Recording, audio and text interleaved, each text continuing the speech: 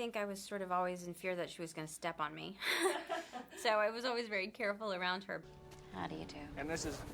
I was intimidated at first because I'd never really done a very physically rigorous movie, and but I took it on, and it felt like a great big challenge to me, and she was just so wonderful, and I ended up having this amazing magical relationship with her, and hanging out on set with her and talking to her. You're a beauty. Your skin's a little dry.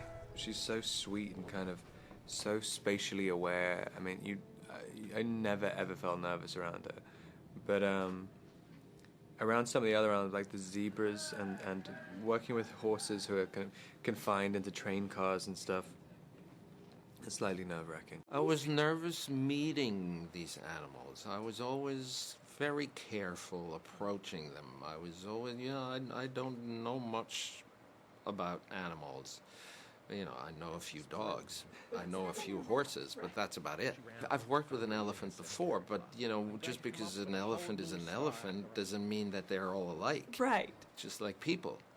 Did you have any fears of any personal repercussions from the animals with how your character August treats them?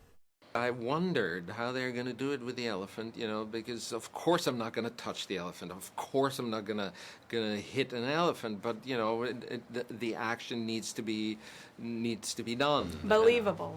Believable, and how does the elephant know the difference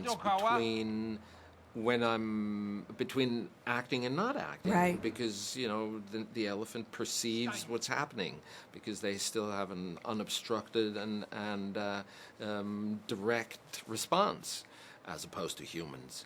What was your favorite movie that the co-star opposite of you has starred in? Oh, that's a good question. Yeah, I thought so too. What's my favorite movie that Rob has been in?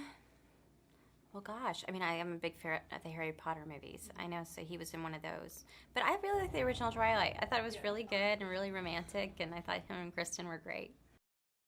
Tell me your biggest flaw, because my wife can't find one. My wife cannot find any flaws. Oh, What's your I thought you biggest said tell me flaw? what your biggest toe is.